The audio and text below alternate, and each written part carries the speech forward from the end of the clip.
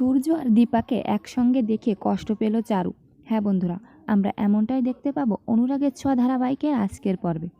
যখন দীপার রান্না খেতে থাকে সবাই, তখন কাকিমণি বলে ওঠে, তুমি তো ইচ্ছে করলেই সংসারে ফিরে যেতে পারতে, কেন তুমি ইচ্ছে করেই সংসারটা করলে না? আমাদের ছেলেটা কেমন যেন হয়ে গেছে শুধুমাত্র তোমার জন্য। তুমি যদি ইচ্ছে করতে তাহলে ওকে ঠিক করতে পারতে। সব কিছুর জন্য তুমিই দায়ী দীপা। কাকিমণির কোনো কথায় উত্তর দেয় না দীপা। তখন জয় বলে, আমি গাড়ি নিয়ে আসি। এটা বলে জয় ওখান থেকে চলে যেতে থাকে। তখনই জয়ের ফোনে একটা ফোন আসে আর হুমকি দিয়ে বলে, আমাদের টাকা কই, মনে আছে তো? তা না হলে তোমার সাথে কি করব তুমি বুঝতেও পারছো না। জয় টেনশন করতে করতে সেখান থেকে চলে যায়। একটু পর চারু সেখানে দীপাকে ডাকতে ডাকতে চলে আসে আর বলে, দীপা তোমার সঙ্গে আমার কথা আছে। দীপা বলে, তুমি একেবারে ঠিক সময় এসেছো, তোমাকে সবার সঙ্গে পরিচয় করিয়ে দিই। সবার সঙ্গে পরিচয় করার পর কাকামণি জিজ্ঞাসা করে, তুমি সূর্যকে চেনো? তখন স্বাক্ষরবাবু বলে, চেনে না মানে? খুব ভালো করেই চেনে। সূর্যের সঙ্গে তো এই চারুর বিয়ের কথা চলছে। মাঝে মাঝে এই মেয়েটা সূর্যের ফ্ল্যাটেও থাকে।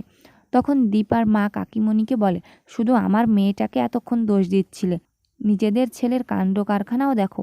এরপর দীপার কাছে গিয়ে চারু বলে, আমি কখনোই অলির মা হতে পারবো না। এর শুধুমাত্র তোমাকেই দরকার। তখন দীপা বোঝায় চারুকে যে না, সোনা তোমাকে মা বলে মানে, আর তোমাকেই সোনার দরকার।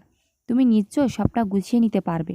এরপর বাড়িতে সূর্যের কাছে কাকিমণি আর কাকামণি দেখা করতে যায়। সবাইকে দেখে সূর্য খুশিতে কান্না করে দেয়। সবাই যখন কথা বলতে থাকে তখন সেখানে সোনা চলে আসে আর জানতে পারে যে সবাই মিলে দীপার ওখানে গিয়েছিল।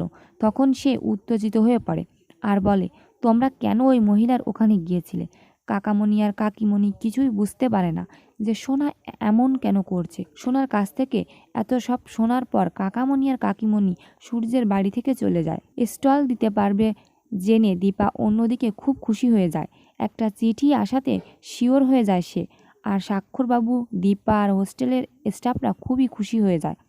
অন্যদিকে মিশকা চলে যায় রূপার সঙ্গে দেখা করতে আর রূপাকে জোর করে হাত টেনে নিয়ে যেতে চায়। রূপার সন্দেহ হয়, তাই শক্ত করে হাত ধরে রাখে মিশকার। মিশকা ভয় পেয়ে যায়। তো বন্ধুরা, মিশকাকে কি ধরিয়ে দিতে পারবে রূপা? কমেন্ট করে জানিয়ে দিন আপনাদের মতামত।